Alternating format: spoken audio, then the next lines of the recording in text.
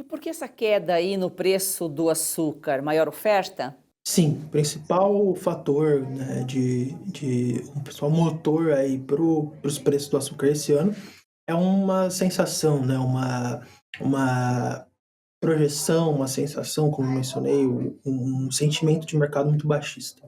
A oferta tem crescido nos principais players, então, como eu já mencionei, a China caminha aí para o seu terceiro ano seguido com crescimento produtivo. O Brasil esse ano, apesar de ter encontrado alguns problemas, então uma moagem menor que o ano passado, uma recuperação de açúcar menor, né, com alguns problemas, principalmente no início da safra. O mix açucareiro é muito elevado, a produção de açúcar em 25, 26, na safra atual no Centro-Sul, deve ficar um pouquinho maior que a safra anterior. Então, o Brasil tem entregado o açúcar que prometeu, exportando um volume relativamente elevado, principalmente entre maio e até outubro, com um volume bem forte de exportação. E a Índia prometendo também um crescimento de 6 milhões de toneladas na safra que teve início agora em novembro. E, né, também, como eu já mencionei, a Tailândia também com prospectos muito positivos para a nova safra. Do lado da demanda, além dessa oferta, né, dessa sobre-oferta, a demanda também tem passado por algumas revisões nas expectativas. Então, o mundo está consumindo menos açúcar do que se esperava. Isso não significa que o mundo está consumindo menos açúcar, ou seja, está caindo a demanda internacional. Não, não é isso.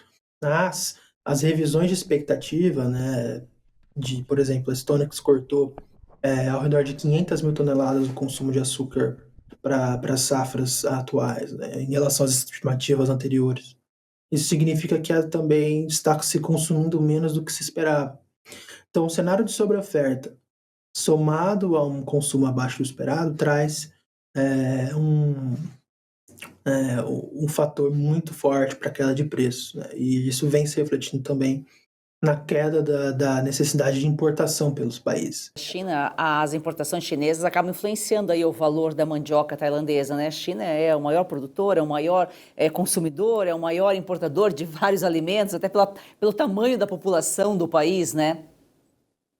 Isso, o mercado chinês ele é muito interessante para a gente observar da mandioca, até porque a mandioca ela é uma das principais culturas de subsistência do mundo. Então, por exemplo, países africanos que são grandes produtores e grandes consumidores de mandioca dependem dessa cultura alimentícia para alimentar a sua população.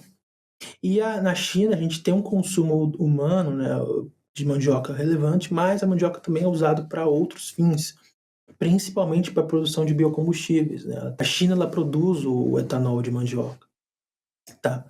E isso vem tendo uma certa remodelação nos últimos anos. A China ela tem usado outras matérias-primas para produzir mais etanol, substituindo um pouco a mandioca aí nesse mix, por assim dizer, de matéria-prima. Então, o etanol de milho tem crescido relativamente na China e por isso a China vem diminuindo as importações até o ano passado.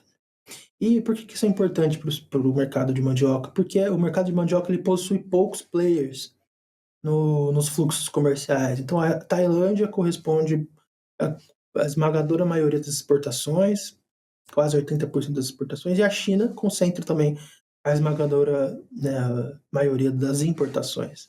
Então, qualquer questão que aconteça, qualquer problema que aconteça nesses dois países, mexe nos preços. Então, a China importando menos trouxe uma desvalorização do mercado da mandioca, nos preços da mandioca nos últimos anos. Com a China importando mais, traz uma valorização do mercado.